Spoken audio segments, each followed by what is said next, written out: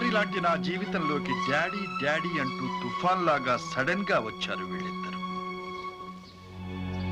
వాళ్ళు చెప్పే దాంట్లో కొంత నిజం ఉన్నట్లుంది. పార్వతి నా నుంచి విడిపోయే ముందు గర్భంతో ఉంది కాబట్టి వీళ్ళిద్దరిలో ఎవరో ఒకరు నా రక్తం పంచుకు పుట్టిన బిడ్డ కావడానికి అవకాశం ఉంది. మరి నేనని వీళ్ళిద్దరూ ఇప్పుడే ఎందుకు వచ్చారు? దీని వెనక కారణం ఏదైనా ఉందా? ఎవరైనా కుట్ర చేస్తున్నారా? ఏమో ఏమో అప్పారావు, ఇది తేల్చుకోలేకే వీళ్ళిద్దరినీ ఇక్కడ అట్టి పెడుతున్నాను. లేకపోతే ఎప్పుడో తరిమేసి ఉండేవాడిని. సార్, కష్టపడి పని చేసే వాళ్ళకి ఎంత డబ్బు ఇచ్చినా తప్పులేదంటారుగా. నేను ఎంతో కష్టపడి ఒక ఐడియా కనిపెట్టాను, చెప్పనా? ఈ పేరే ఐడియా అప్పారావు కదా, చెప్పేమిటో. ఈ ఇద్దరిలో అసలు ఎవరైనది నేను కనపడతా. నేను అడిగిన డబ్బు ఇస్తారా? నువ్వు కనిపెడతావా? కానీ మీరు నాకు ఒక చిన్న సహాయం చేయాలి. ఏమిటి? మీకు మాత్రమే తెలిసిన పార్వతీమ్మ గారు అలవాట్లు ఏమైనా ఉంటే నాకు చెప్పండి.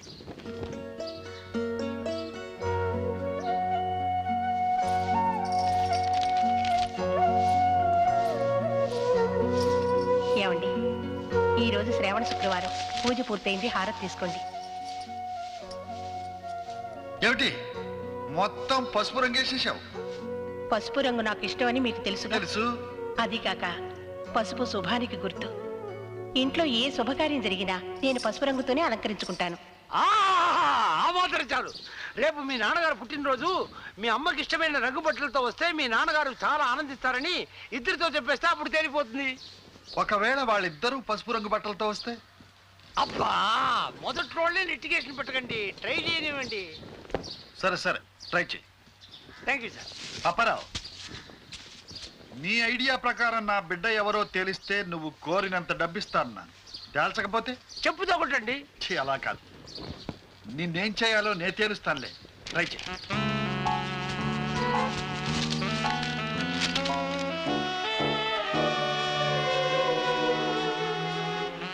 ఏంటి సైలెంట్గా ఉన్నారు? చెప్పింది అర్థం కాలేదా? మీ అమ్మగారు పూజలకి, పురస్కారాలకి, శుభకార్యాలకి వేసుకునే ఆమెకి ఇష్టమైన రంగు కొట్టింది. రేపు మీ నాన్నగారి పుట్టినరోజు, మీ ఇద్దరు ఆ రంగు డ్రెస్తో వచ్చి శుభాకాంక్షలు చెప్తారని మీ డాడీ గారి కోరిక. సరే, ఆ రంగేదో చెప్పండి, వేసుకొస్తాను. బాగుందే. నేను పళ్ళు తోమితే నువ్వు కాఫీ తాగుతావా? ఇదిగో, ఆ రంగు ఏమిటో అమ్మగారికి తెలుసు, అయ్యగారికి తెలుసు, నాకు తెలుసు. కానీ నీకు తెలియదని ఈవిడికి తెలుసు, ఈవిడికి తెలియదని నీకు తెలుసు, మీ ఇద్దరికీ తెలియదని నాకు తెలుసు అనేది నీకు తెలుసు అనేది నాకు తెలుసు. అబ్బాబే, అవన్నీ పాతకాలంలో మా తాతలు వేసుకున్న పాత రంగులు. అంటే తాత అయిన తర్వాత వేసుకుంటానంటావా? ఇదిగో, రేపు పుట్టినరోజు అంటే చూడప్పారావు, ఇప్పుడు మోడర్న్ టైప్లో లేటెస్ట్ కలర్స్ చాలా ఉన్నాయి కదా, ఆ పాత రంగు ఇప్పుడు ఎందుకు అని. పాతవైనా, కొత్తవైనా, ఓల్డ్ అయినా, గోల్డ్ అయినా ఆ రంగే వేసుకొని రమ్మన్నారు. అలాంటి కలర్ డ్రెస్లు చిన్నప్పుడు ఉండేవండి. ఇప్పుడు లేటెస్ట్ కలర్స్ వచ్చాక అలాంటి కలర్ డ్రెస్ లేదండి. నాకు ఆ కలర్స్ వరకు ఉండేది, బయట మొక్కల మీద అండేస్తే కుక్కలు ఎత్తుకుపోయాయి. మీ ఆటలు ఏమి నా దగ్గర సాగవు. ఏదో కుక్కలు ఎత్తుకుపోయాట, కాకులు పట్టుకుపోయాట. బజార్లో అన్ని షాపులో ఈ రంగు డ్రెస్ దొరుకుతుంది. ఇదిగో, డబ్బు లేదని నా దగ్గర నాటకం ఆడద్దు. పట్టు, ఇదిగో పట్టుకో. వస్తే ఆ డ్రెస్తో రండి, లేదంటే అలాగే వెళ్ళిపోటీ. పోటీ పోటీ. ఏమిటా పిచ్చి గంతులు? పిచ్చి పడుతుంది, జాగ్రత్త. అయ్యో అయ్యో, ఇవాళ భాగ్యలక్ష్మి గుప్పర్లో నాకు 2 lakhs క్యాష్ రాబోతుంది. ఆ ఆనందం ఆపుకోలేకపోతున్నాను. ఆపుకో, లేకపోతే హార్ట్ అటాక్ వచ్చేస్తావు. అలా అడగండి సార్. నా ఐడియా ప్రకారం ఇవాళ ఖచ్చితంగా అసలు ఎవరు నకిలీ ఎవరు తేలిపోతుంది sir. తేలని daddy,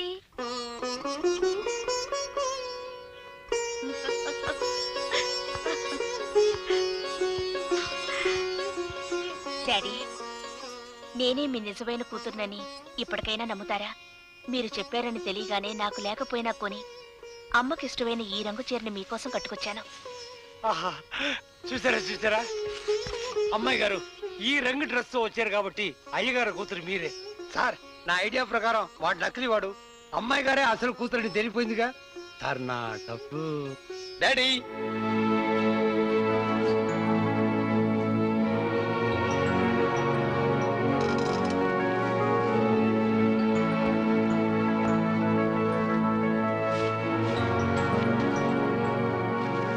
many many happy returns of the day daddy. Daddy అతను చెప్పేదంతా అబద్ధం. నేను ఈ కలర్ డ్రెస్ వేసుకురావడం చూసి ఆ తర్వాత షాప్ కెళ్ళి తను కూడా అదే రంగు షర్ట్ కొనుక్కొని వేసుకొచ్చాడు. లేకపోతే నాకంటే ముందే వచ్చుండేవాడుగా. అదేం కాదు, నిన్న నా గదిలోకి వచ్చి ఈ రోజు వేసుకోవడానికి నేను ఇస్త్రీ చేసి పెట్టుకున్న ఈ చొక్కా రంగు చూసి తను అదే రంగు చీర కట్టుకొచ్చింది. కాదు డాడీ, అతను చెప్పేవన్నీ అబద్ధాలు. అది కాదు డాడీ, అది చెప్పేది అబద్ధం. Stop nonsense.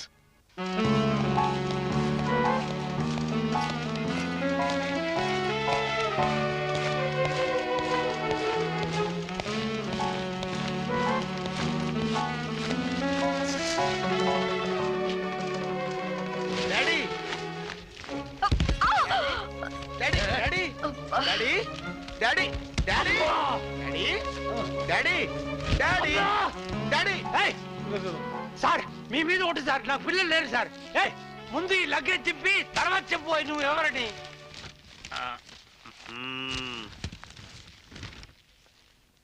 డాడీ, ఎన్నాళ్ళ నుంచో మా డాడీని కలుసుకోవాలని ఎక్కడెక్కడో గాలించాను. మొన్న ఈ మధ్యనే తెలిసింది మీరే మా డాడీ అని. కానీ ఈ రోజు మంచి రోజని, పైగా మీ పుట్టినరోజని అమ్మకిష్టమైన పసుపు రంగు డ్రెస్ వేసుకొచ్చాను డాడీ. అగో యు సిల్లీ ఫెలో. ప్రతి విధవా నా కొడుకంటూ వస్తే ఒప్పుకుంటా అనుకున్నావా? డాడీ, నన్నే అనుమానిస్తున్నారా? అంటే అమ్మను మర్చిపోయారా? గోదావరి గట్టు, ఆ గట్టు పక్కన చెట్టు, చెట్టు పక్కన పెంకుటిల్లు, అందులో పార్వతమ్మ, ఆవిడ మా అమ్మ. వీడు చెప్పేది పచ్చి అబద్ధం. నువ్వెవరు? ఈయన కొడుకుని. నేనే ఆమె కొడుకుని. అచ్చా, నీ మొహం చూసుకో. మా అమ్మకి నీలాంటి కొడుకు లేడు. కరెక్టే, మీ అమ్మకి నాలాంటి కొడుకు లేకపోవచ్చు, కానీ మా అమ్మకి నాలాంటి కొడుకున్నాడు. ఇద్దరిది అబద్ధమే. అసలు పార్వతమ్మకి కొడుకులే లేరు. ఉన్నది ఒకటే కూతురు, అది నేను. అది కరెక్టే. ప్రపంచంలో చాలా మంది పార్వతమ్మలు ఉండొచ్చు, అలాంటి వాళ్ళకి నీలాంటి కూతుళ్ళు చాలా మంది ఉండొచ్చు. నేను చెప్పే పార్వతమ్మ మా అమ్మ, ఈయన భార్య. నేను నమ్మను. రుజువు కావాలా?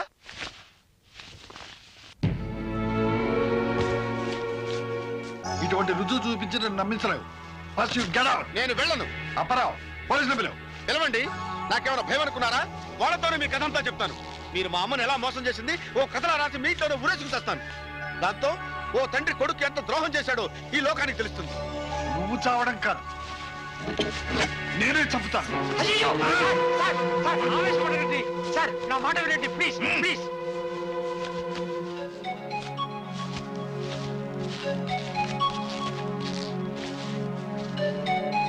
సార్, ఈ ముగ్గురులో వీడే చాలా డేంజరస్ గా కనిపిస్తున్నాడు. కనీసం వాళ్ళకి మరేదైనా తెలుసు, వీడికి అది కూడా తెలియదు. కానీ వాళ్ళ దగ్గర ఉన్న రుజువులు వీడి దగ్గర ఉన్నాయి. ఎందుకైనా మంచిది వాళ్ళతో పాటు వీడిని కూడా ఇంట్లో ఉంచితే నిదానంగా నిజం తెలుసుకోవచ్చు. వాడు ఎవరని చెప్పాలి? ఇంకో సెక్రటరీ.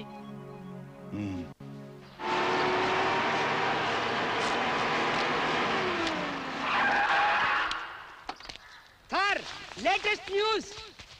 ఏమిటది? రాజమండ్రిలో గోదావరి దగ్గర. ఓ, ఇంకో సుపుత్రుడా? Welcome my dear son. 3 రోజుల నుంచి రాలేదేమిటా అని ఎదురు చూస్తున్నాను. అపరావ్, ఇతన్ని తీసుకెళ్లి రూమ్ ఏర్పాటు చేయి. సార్, అది కాదు సార్. ఏది కాదు సార్? రాజమండ్రి, గోదావరి గట్టు, అక్కడ ఒక ఇల్లు, కొంతమంది కొడుకులు, వీళ్ళందరినీ తీసుకొచ్చి ఈ ఇంట్లో పెట్టి తాళం వేయి. పెట్రోల్ పోసి తగలబెడదాం, పేడ వదులుతుంది. సార్, అప్పట్లో పార్వతమ్మ గారు వీటి ఇంట్లో పనిచేసిందంట. వాళ్ళ గురించి ఇతనికి బాగా తెలుసంట. బాబు, పార్వతి గురించి నీకు తెలుసా? ఆమెకు బిడ్డ ఉండేదండి. అది నాకు తెలుసు. ఆ బిడ్డ ఆడా మగా అని? అది నాకు తెలియదు సార్. అప్పరావ్, వీడినెందుకు తీసుకొచ్చావయ్యా? ఊరేదా చూపించడానిక? ఆవేశపడకండి. ఏమయ్యా, ఆ బిడ్డ గురించి నీకు తెలిసినట్టు చెప్పవయ్యా. నేను కాలేజీలో చదువుకునే రోజుల్లో సెలవుల్లో మా ఊరు వెళ్ళినప్పుడు పార్వతమ్మ మా ఇంట్లో పనికి చేరింది. ఒకరోజు ఆమె బిడ్డ ఆడుకుంటూ మెట్ల మీద నుంచి జారి కింద పడింది. అప్పుడు హాస్పిటల్లో జాయిన్ చేస్తే ఆ బిడ్డకి గుండెల దగ్గర కుట్లు వేశారు. ఆ తర్వాత నేను కాలేజీకి వెళ్ళిపోయాను. నాకంతే తెలుసు. అప్పరావ్ సార్, వీడిని వెంటనే బస్ ఎక్కించి రాజమండ్రి పంపించు. నువ్వే ఒక వెధవనుకుంటే వీడు నీకంటే పరమ వెధవ. పార్వతి తెలుసట, పార్వతికి ఒక బిడ్డట. ఆ బిడ్డ గుండె మీద కుట్లు వేశారట. కానీ ఆడో మగో మాత్రం తెలియదట. ఇది ఒక ఇన్ఫర్మేషన్. నాన్సెన్స్. సార్, మళ్ళీ ఏమొచ్చింది? గుండె మీద కుట్లు వేశారని చెప్పాడుగా. ఇప్పుడు ఆ ముగ్గురులో ఎవరి గుండె మీద మచ్చ ఉందో వాళ్లే అసలని తేలిపోతుంది. ఆ ముగ్గురులో ఆడపిల్ల ఉంటుందయ్యా, ఎలా చూస్తావు? నేను ఎలాగోలా మేనేజ్ చేసుకుంటా. సరే చావు. మరి నా విషయం? ఇది గనక తేలిస్తే 2 లక్షలు కాదు 3 లక్షలు ఇస్తారు. లేకపోతే ఏం చేస్తానో తెలుసుగా? నన్ను చింతకాయ పచ్చట్లా కిచ్చడి చేసేయండి. పచ్చడి కాదు, నిన్ను ముక్కలు ముక్కలు చేసి కాకులకి గద్దలకి వేస్తాను.